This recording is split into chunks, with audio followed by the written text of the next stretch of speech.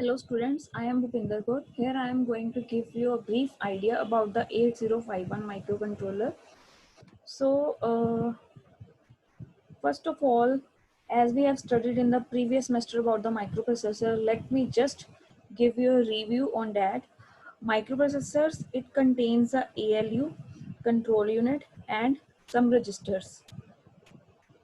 But the input devices and output devices and memory unit which contains RAM or ROM, all these parts are attached externally, or you can say that they are all on the different boards. All these components are not present on a single chip. So this is the if this is the CPU, then RAM, ROM and IO ports, IO devices are externally attached to it. Means no internal RAM, ROM or IO ports in the CPU. Next, move on to our main topic, that is microcontroller. First of all, if we break this microcontroller word into two parts, uh, for example, for example, micro plus controller. Micro means small and controller, which means which control all the operations, or combinedly we can say that there are the devices which are very small in size, micro, and operate all the devices which are attached to it. So you can say that microcontroller is the very small in size and operate all the devices which are attached to it. So it consists of various components like memory is there, RAM and ROM, CPU, IO port, timer, serial communication port, all are embedded on a single chip. So all in all, we can say that it is a smaller computer on a chip, smaller computer on a chip.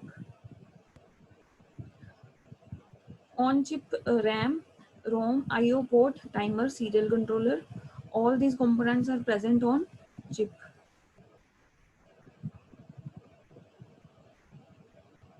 Next is microprocessor versus microcontroller. Microprocessor is a standalone RAM, ROM, IO, timer are separate as I already told you in the previous slide. Designer can decide on the amount of ROM, RAM and IO ports, which means designer has the power to control to select the amount of ROM, RAM and IO ports, number of IO ports. It is expensive, versatile and it is used for general purpose. Next, if we talk about the microcontroller, microcontroller has CPU, RAM, ROM, IO devices and timer, all are present on a single chip. Fixed amount of on-chip ROM, RAM and IO ports, as all these are inbuilt or embedded on a single chip, so your designer cannot decide the amount of RAM and ROM. It is not expensive at all. Single purpose or special purpose. Special purpose means it is designed according to the application, according to the need of application, application oriented. So next are the examples. If we see nowadays, if you see around yourself everywhere, there are microcontrollers usage. First of all, if you see your smartphones, there are a single chip in that. Also mobile phones, in car, in printers, all these devices use microcontrollers. For example, in air conditioners at home, there are the temperature sensors which act as input, and then it takes the temperature and then give to the input to the controller. Similarly, electronic tab, televisions, microwave ovens are the again example of microcontroller. Next, I have taken this example to explain you water level indicator kit. This has the 4 sensors. This system monitors the water level of the tank automatically. Switch on the motor whenever the tank is empty. These are the 4 sensors attached to different points, different height of the tank. When the tank is empty, then it will give the input to this microcontroller. This will act as input devices, and then accordingly the output will be given to the motor. If the tank is empty, then it will give the command to the microcontroller to start the motor. Then the command is given to this motor, and then motor starts, then tank will be pulled. Next is Harvard architecture. See, we have two type of architectures. One is von Neumann architecture and other one is the Harvard architecture. In Harvard architecture, the data and instructions are stored in separate memory units, each with their own bus, which means data and instructions. Instructions mean your program. Both these are stored in a separate memory location, separate memory space. But what are the advantages of this? Advantage are speeding up of the data transfer rate, and second is permits the designer to implement different bus widths and word sizes for program and data memory space, which means if you have the data of 8 bits and address of 16 bits, that means the instruction which is stored and taking the address of 16-bit, then the bus size will be the different. Data bus will be of the 8-bit and address bus will be of the 16-bit. So designer has the power to use different bus widths according to the size of program and data memory. This is the second advantage, and first one is the speeding up of the data transfer rate. If different memory space are used by the program and data, then there is more data transfer rate. And second one was the von Neumann architecture.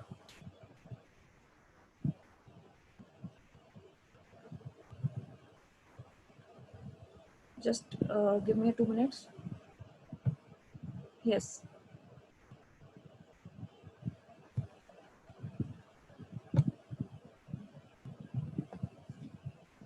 von Neumann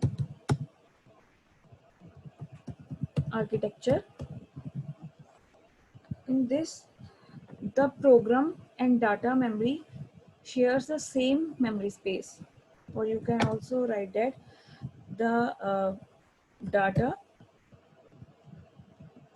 and program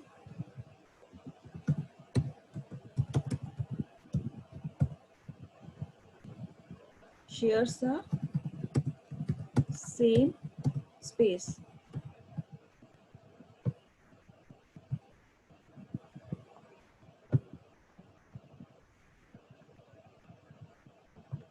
Next is, I have divided the CPU operation in three parts. First one I will discuss the features, second pin diagram, and third block diagram.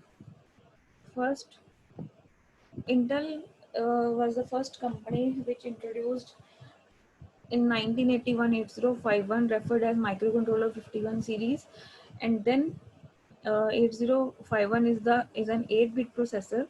CPU can work on only 8 bits of data at a time. The 8051 became widely popular after allowing many other manufacturers to make and market any flavor of 8051. Next, move on to the features of 8051. First, one feature is 8-bit processor. As in the previous slide, I have already told you that the data is of 8-bit. That means 8-bit data bus. Next is on-chip program memory, that is on-chip program memory of 4 KB ROM. Internal memory means on-chip program memory 4 KB ROM. Next one is 128 bytes internal RAM, which means on-chip data memory of 128 bytes. This is on-chip program memory, internal ROM, and this is for on-chip data memory. RAM is used for data and ROM is used for program, as it clearly understood that read-only memory. This is used for program and this is used for storage of data, that is random access memory. And it has 4 8-bit IO ports. 4 into 8 is 32, that means 32 IO lines. 2 16-bit timer counter, and then on-chip full duplex UART. UART is universal asynchronous receiver transmitter for serial communication, that is on-chip serial port. It is also a full duplex asynchronous port. You can say that UART. Next is our 5 vector interrupts. In that 5, 2 are external and 3 are internal. In that 3 internal, there are timer 0, timer 1, and serial port. And external, you can write here it as 2 external are INT 0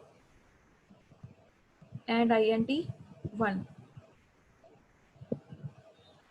2 external are INT 0 and INT 1. These are the 2 external interrupts. Next is on-chip clock oscillator, which is of 12 megahertz. Clock oscillator is of 12 megahertz. Next is our 16-bit address bus. As the data bit was data is of 8 bits, and but the address is of 16 bits. If you break if you use this 16-bit as a how many number of locations, then 2 raised to the power 16 will be the total number of memory locations, which is if we break this, which is further equal to the 2 raised to the power 6 into 2 raised to the power 10. 2 raised to the power 6 is equals to 64 into 2 raised to the power 10. 2 raised to the power 10 is kilo. Then 64 kilobytes external code memory and 64 kilobytes external data memory. Or you can say that 16-bit program counter 16-bit program counter to access external code memory, 16-bit data pointer to access external data memory, and further 128 user defined flags, 32 general purpose registers, each of 8 bits. And one more point is left, it has the plus 5 volt DC supply. You can also write it uses the plus 5 volts DC supply.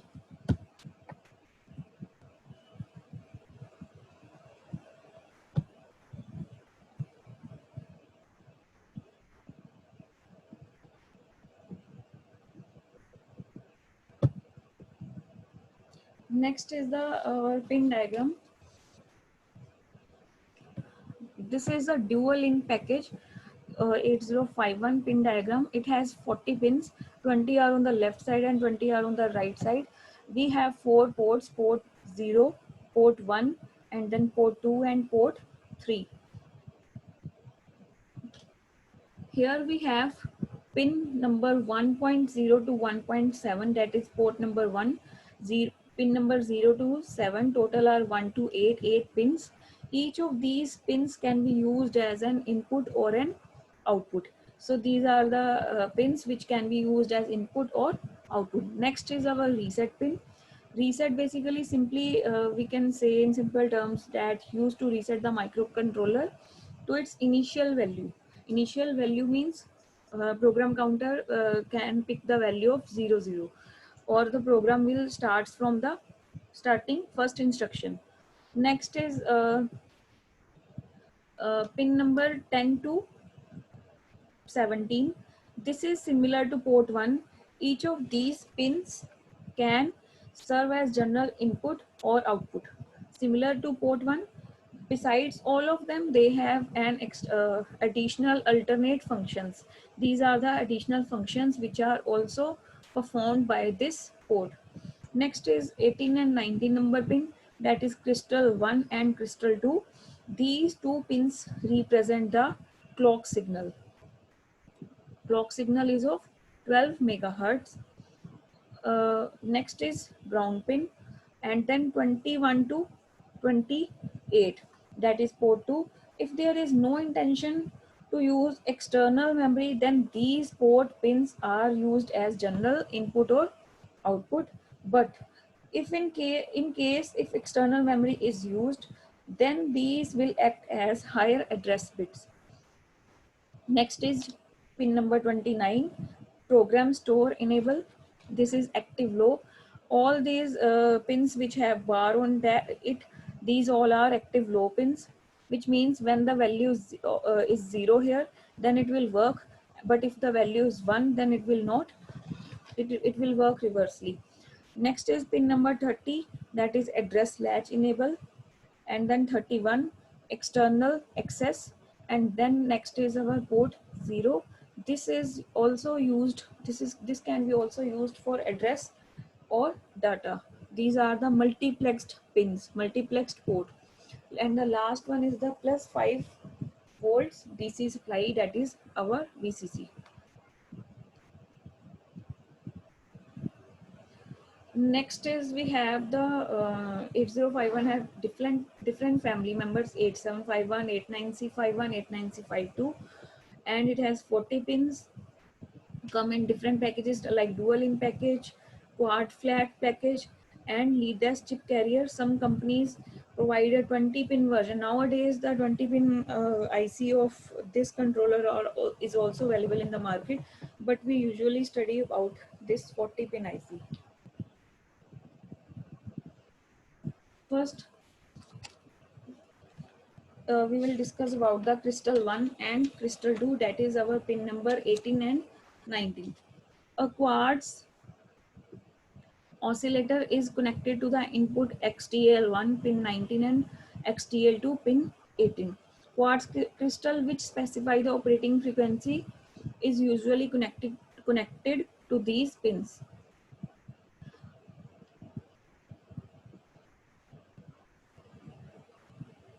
Originally, the original 8051 operates at 12 megahertz, or if we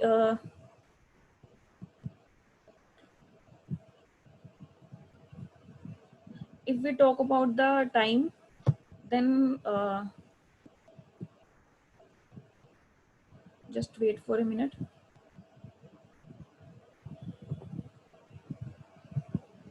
Time is the reverse of the frequency.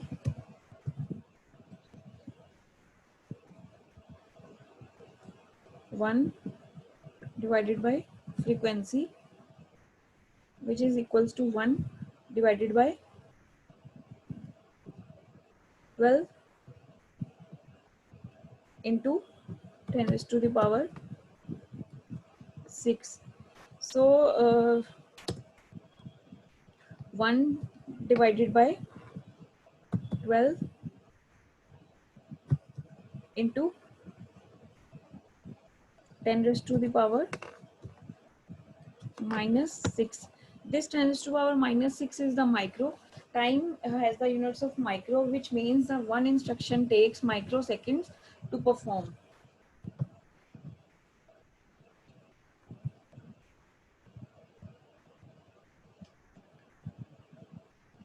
Next,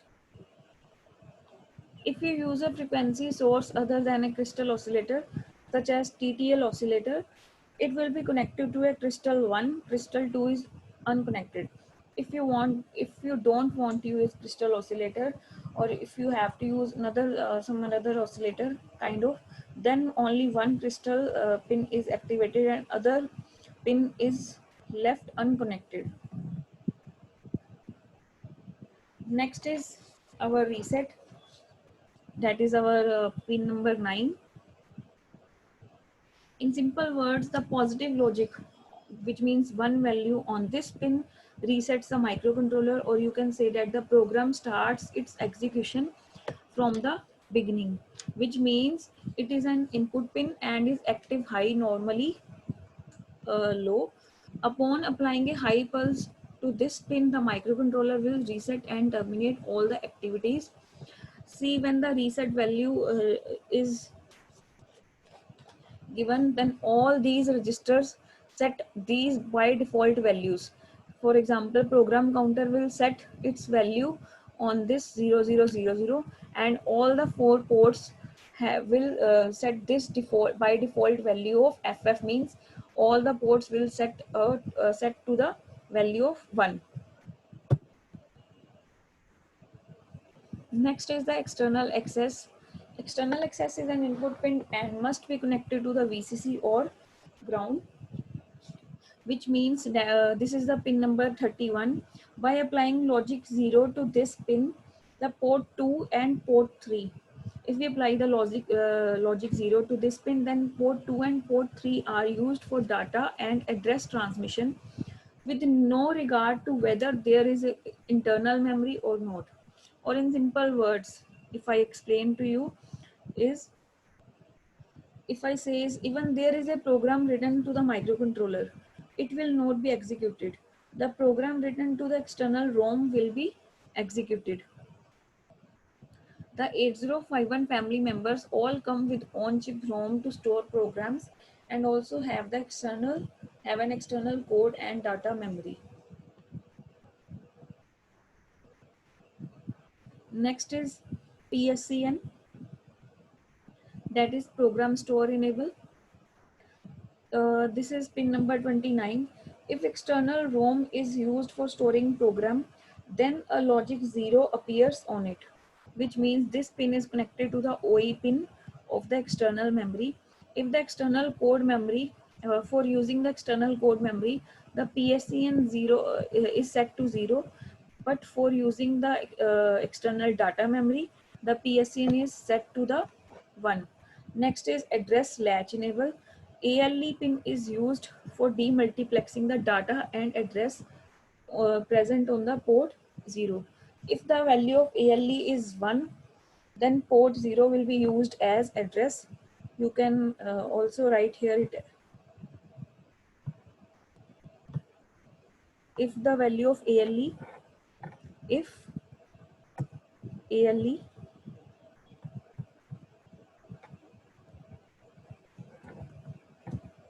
is equals to 1, then port 0 will act as a address.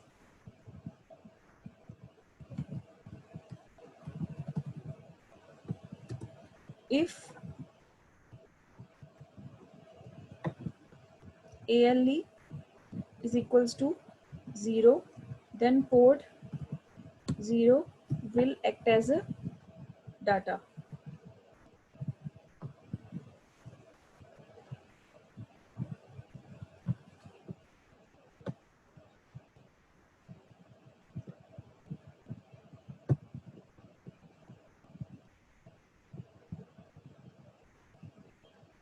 Next is our IO port pins.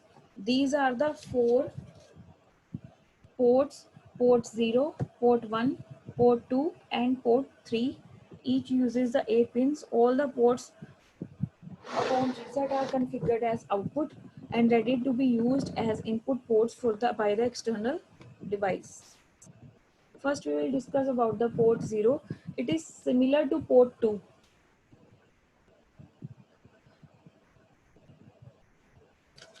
If external memory is not used, these pins can be used as general purpose input or output. Otherwise, port 0 will be used as address A0 to A7 when the AL is high. As in the previous slide, I have already told you, when the AL is high, these pins will be used as an address. But when the AL is 0, these pins will be used as data. This port is also called as multiplexed port, which multiplexes the address and data through port 0 to save the pins. The address is the lower address bits, that is A0 to A7, and data is the D0 to D7. Next is port 1 and 2. This is port 1 and this is port 2.